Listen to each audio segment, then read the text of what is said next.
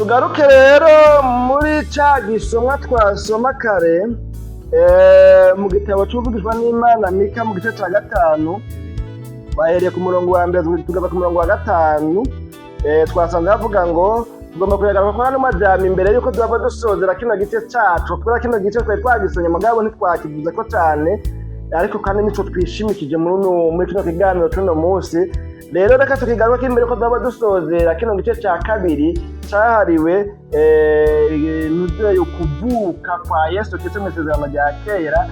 Kino kiganiro cya 2 muri bya biganiro 10 bya Noel tuko turabashikiriza muri no minsi mikuru ya Noel na Bonane. Twabonye havuga ngo linda ushikame wa bomawe kuko badutanze ijya nino, umucamanza w'Abisirayeli bazomukubita inkoni kwitama, ariko wewe Betelehemu Efurata naho uri nkehwa mu bihumbi by'Ubuyuda, muri wewe hazomviramwo uzoba segaba mu Bisirayeli. Amamo yiwe ahantu yo muhata umurongo, amamo yiwe yahereye kera hose ibihe n'ibihe n'ibindi. Imana yacu nihimbazwe bene data. Nano majambo twasomye uno munsi twifashisha twageze ku murongo wa 5 muganga tugaruke ku murongo wa 2 bora muri tuko turabisubiramwo nta kibazo. Waza gufata umwanya usome neza iyi 50 yose ya mbere.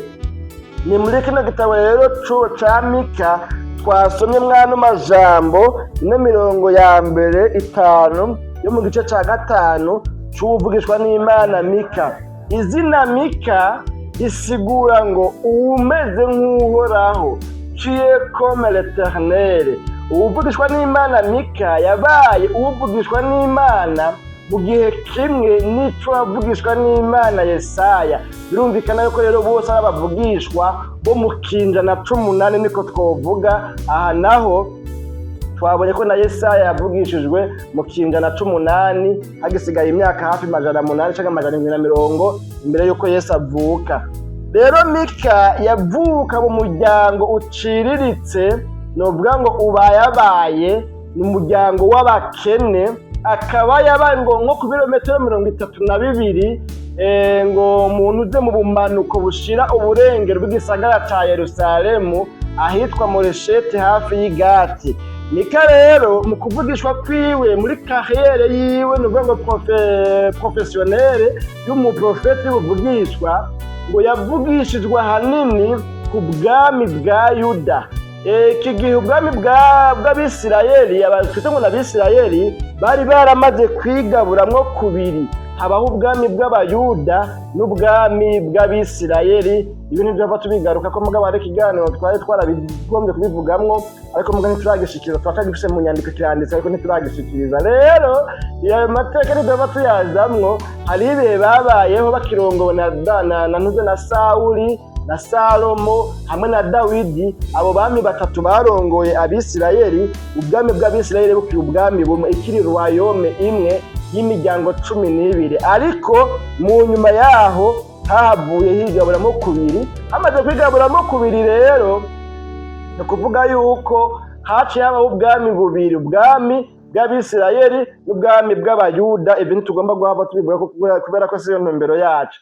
Rero uyu Mika mu kuvugishwa kwiwe yavugishijwe hanini ku bwami bwa Yuda, ngo ariko mugabo iki gihe avugishwa ku bwami bwa Yuda hari ku ngoma z'abami bashaka kuri batatu. No kuvuga umwami yitwa Yotamu, umwami yitwa Ahazi, umwami yitwa Hezekiya. Abo bami bose igihe batwara ntuzeye uvugishwa n'Imana Mika nawe yari muri carrière professionnelle yiwe igikorwa cyo kuba umuvugishwa n'Imana. Ariko mugabo ngo kandi ngo ntiyavugishijwe ku bwami bwa Yuda gusa, ahubwo ngo yavugishijwe no ku bwami bw'Abisirayeli. Ubwami bw'Abisirayeli bwari bugizwe n'imiryango novuga ngo 10, hanyuma ubwami bw'Abayuda nabwo bwari bugizwe n'imiryango kumbure 2. Imana yacu nihimbazwe.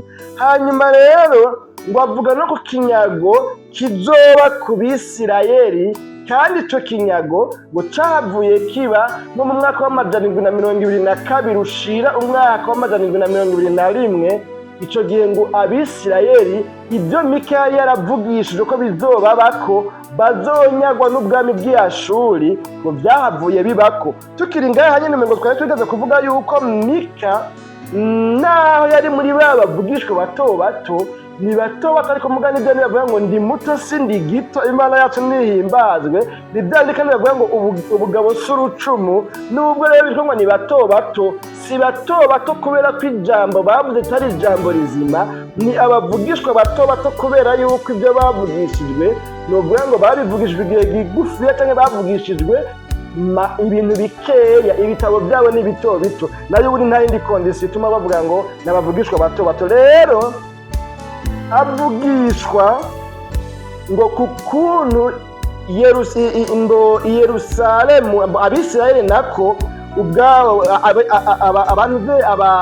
Abisirayeli ubwami bwabo buzosamburwa, bazoshita bakaneshwa n'ubwami bw'Ashuri. Ikindi nacyo ngaho nabonye yaravugijwe no kungene i Yerusalemu naho hazotsindwa n'ubwami bw'i Babuloni, ni ukuvuga ubwami bwa Yuda buzotsindwa n'ubwami bwa Babuloni. Hanyuma kandi yaravugishijwe ngo no kugaruka kw'Abayuda rero bajanywe inyamukira, bajanywe ari nyagano, babaye impunzi, basabagiye. Yaravugishijwe no kugaruka kwabo, mugabo imirongo yabyo ntabwo tuzamo. Ikindi kintu nabonye ngaha yavuze ngo n'ahantu rero Yesu Mesiya azovukira, yarapreshije neza. Muri uno murongo twabonye havuga ngo ariko wowe Betelehemu Efurata, naho uri nkewa mu bihumbi by'Ubuyuda, muri wewe hazomviramwo uzoba segaba mu Bisirayeli, amamo yiwe yahereye kera hose, ibihe n'ibindi. Imana yacu nihimbazwe.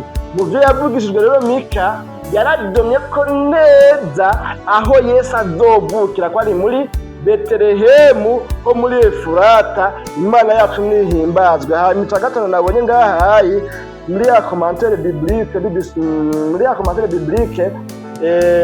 kino gitabo cya Mika bavuzemo no ku byizigiro by'ejo hazoza ku Bisirayeli no ku banyamahanga cyangwa se abapagani bazokwemera bakizera Umucunguzi, bakifatanya n'ubwoko bw'Imana